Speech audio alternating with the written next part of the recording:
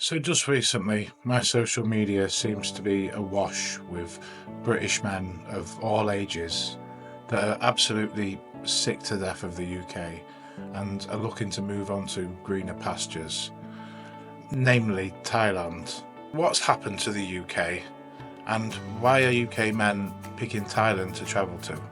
Is Thailand really the right option, or are we looking at this through rose-tinted glasses? That's what we're going to try to find out today, so let's get on with the video.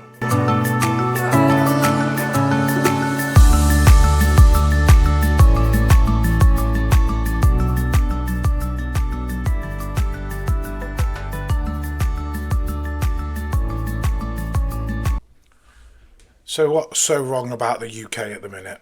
Well, let's start off financially. Everything is on the rise exponentially.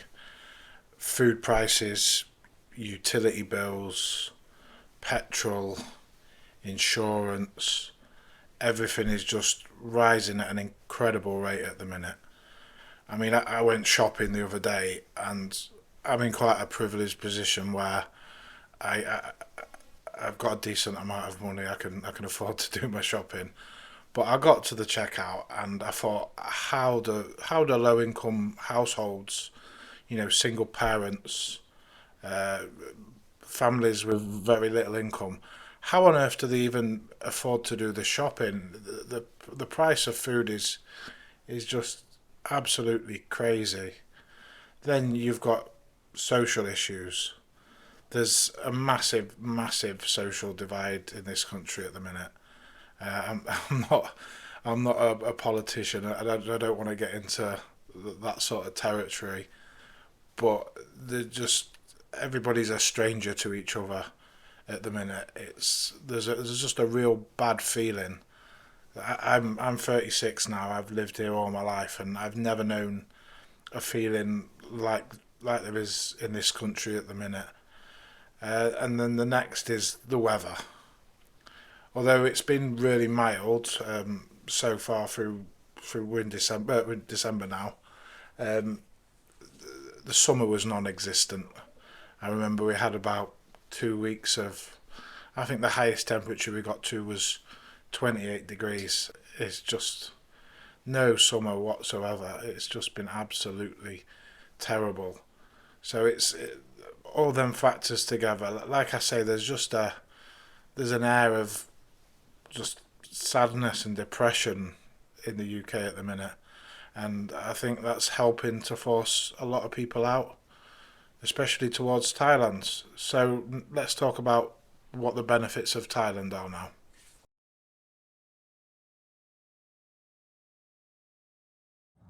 The weather. Now, I know we just spoke about this briefly, but I want to go over it in a bit more detail.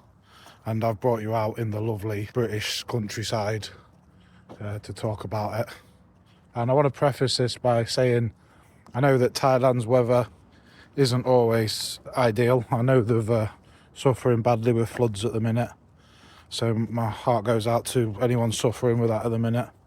But in general, the weather in Thailand is so much better than over here, especially if you like a bit of sunshine and a bit of heat. And like I said, we had about 3 weeks of summer maybe at a push this year. I think the highest temperature I saw was 28 degrees, which I don't expect it year round, but a few months of nice weather would be nice. But it was just non-existent, and it seems like it's been that way the last few years. And I think it was raining still in July really heavily. It was just no summer whatsoever. So that's definitely a reason why you'd rather be living in Thailand than the UK. Though my dog doesn't mind where he lives. You mate.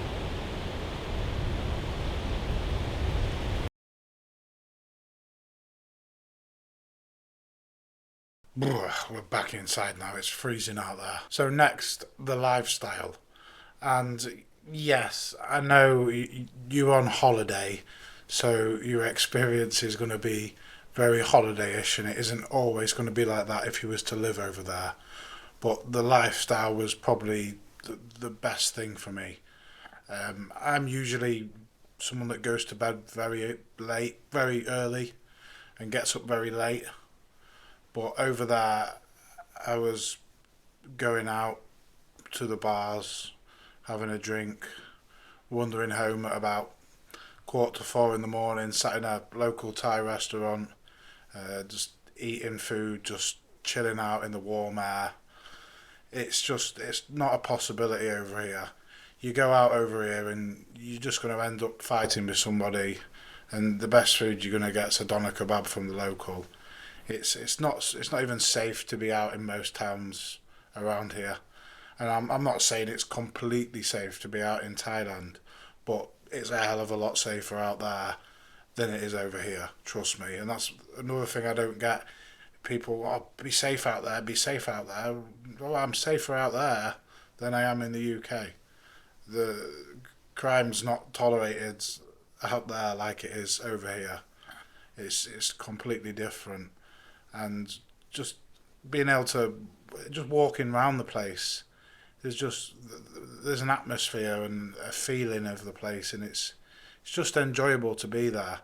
And I feel like over here it's not the same feeling. It just really isn't. So the next thing we're going to talk about is cost of living, and it can be incredibly cheaper to live in Thailand, but you also need to take some things into consideration. Do you have any savings? Have you got an online business bringing you money in, or are you going to set up a business in Thailand? Because otherwise, how are you going to live out there and earn any money? Eventually, you're going to run out of money. So you either have to have money behind you already, or you have to be earning money somehow. But if you are, then the cost of living out there is just massively cheaper than it is in the UK. And like I said earlier, the UK is just getting worse and worse. My food shop has doubled in the past year, 2 years. I buy raw food for my dogs. I think it's an extra £90 in the last year and a half that's gone up. The insurance for my dogs is doubled. The insurance for my vehicles is doubled. Everything is just going through the roof at the minute. Whereas Thailand, it's everything is just incredibly cheap, obviously. But like I said, that if you haven't got the money or you haven't got a way of earning the money, you ain't going to be able to live out there. You're going to have to come back here to try and earn the money.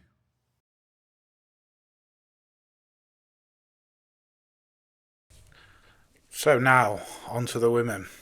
We can't get away from the subject, and I'm not going to sugarcoat it. I'll say it how it is. A lot of British men are fed up with Western women.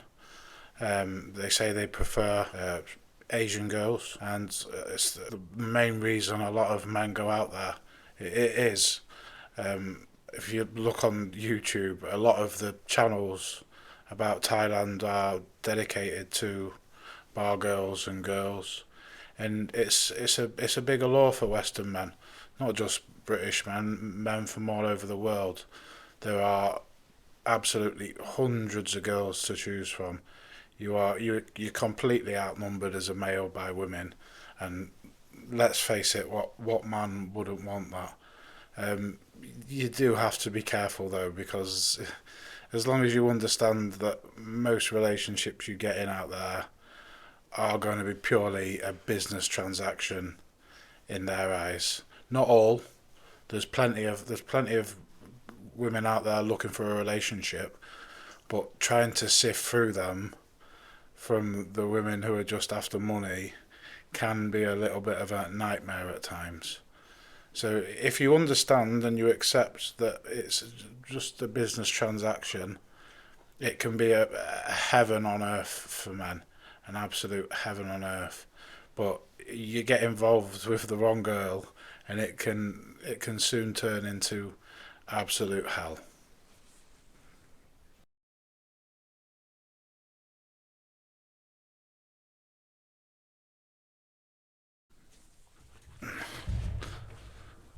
So now we're going to talk about nightlife and activities. And I know I've touched on nightlife just a little bit, but I'll continue it a little bit more here. I might be a little bit biased on the nightlife situation, as I absolutely hate going out in the UK. It always seems to end the same way, which is fighting and arguments. I ran pubs for a couple of years myself, so I got to see far too much of it, and I just got fed up with it all. Whereas when I went out at night in Thailand, it was so relaxed. The atmosphere was brilliant. I can't say I was a massive fan of Bangla Road. That was the complete opposite. It wasn't relaxed. It was absolute chaos. But I used to go to a little soy called Soy Top, and it's just a little complex of bars with a night market and food market and stuff. And it was fantastic. There was pool tables. The girls weren't pushy. There was football on the TV. It was real relaxed area. Whereas Bangla Road, everybody was in your face every 5 seconds. There's people trying to get you to come and shoot real guns and ping pong shows. Yeah, it was just it was all right, like, but it's just not my scene.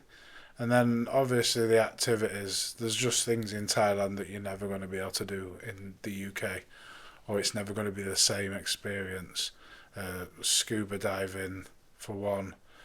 Some of the islands, the beaches. You can't get beaches like you do out there here in the UK.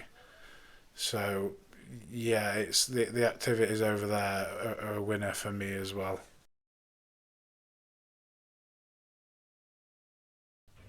Well, no, not anytime soon anyway.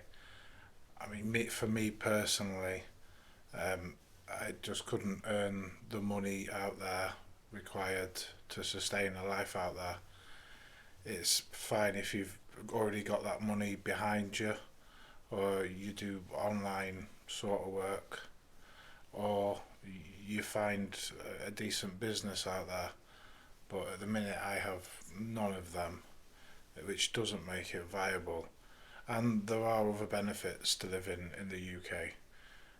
If I was to ever get sick or ill, I would be looked after by the benefits system. Thailand, you get sick or ill and you're on your own. Housing system, if I ever needed housing, although it's degrading, don't get me wrong, I could get on the housing list to get a house. Thailand, you're homeless. Healthcare, they do have decent healthcare out in Thailand, but it's not at the level the UK's is. But again, the NHS is another thing that's slowly falling apart.